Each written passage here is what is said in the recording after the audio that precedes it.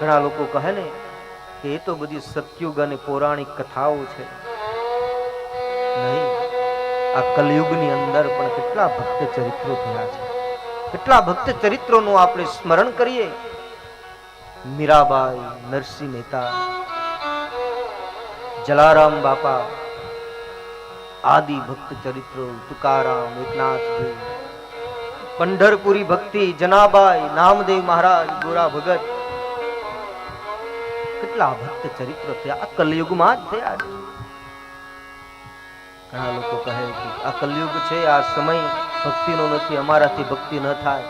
ભક્તિ કરવી એ તો કોઈ સાધુ સંતોનું કામ છે.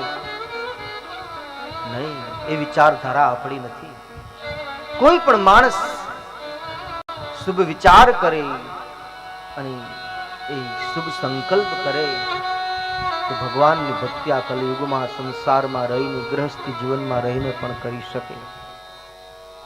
અને જેટલી સફળતા ગૃહસ્થી જીવનમાં ભક્તોને પ્રાપ્ત થઈ છે એટલી સફળતા બીજે ક્યાંય દેખાતી નથી.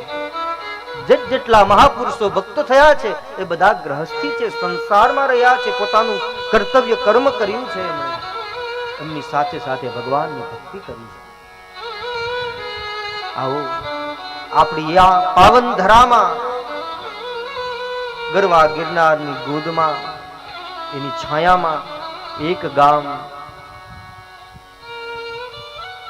બિલખા ગામ, ગિરનારની સમીપે, ત્યાં એક પરમ વૈષ્ણવ ભક્ત ભગવાનના રહે છે. શેઠ સગાળસાની સંગાવતી નારી. શેઠ સગાળસાની સંગાવતી પરમ વૈષ્ણવ છે, ઠાકુરજીની સેવા કરે છે. રોજનો નિયમ છે, કોઈ સાધુ આવે આંગણે એને ભોજન કરાવે ને ત્યાર પછી જે પતિ પત્ની બંને ભોજન કરે.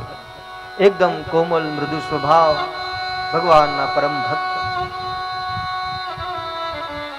એક દિવસ મધ્યાહન થવા આવ્યો પણ હજી કોઈ સંત, કોઈ સાધુ મહાત્મા, કોઈ અતિથિ આજે આંગણે આવ્યા નથી.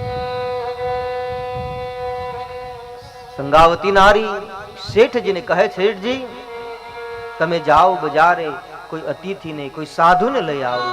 વિચાર કરો તમે, આ કેવી ભક્તિ, કેવી નિષ્ઠા, સાધુ પ્રત્યે એમનો ભાવ, એમનો પ્રેમ. અને વૈષ્ણવ દંપતિ ભગવાનની ભક્તિ કરે. એમાં શેઠજી બજારે નીકળ્યા છે કોઈ સંતની ખોજમાં. પણ આજે એની ભક્તિનો સૂર્ય ઉદય થવાનો હતો, આજેના પુણ્યનો ઉદય થવાનો હતો. એટલા માટે અખિલ બ્રહ્માંડ નાયક સ્વયં આજે સાધુના વેશે આવી અને બિલખાના એ બજારમાં બેસી જાય છે.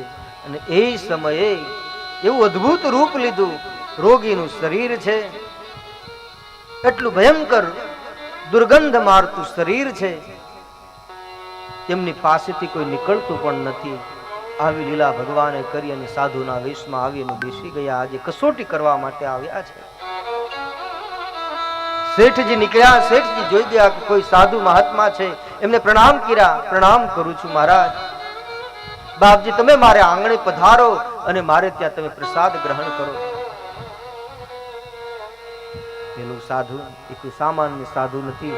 એમણે કહ્યું કે તું મને ભોજન કરાવીશ? તો કે હા, તમે જેમ કહેશો તેમ કરાવીશ, તમને ભોજન, તમારી સેવા કરીશ.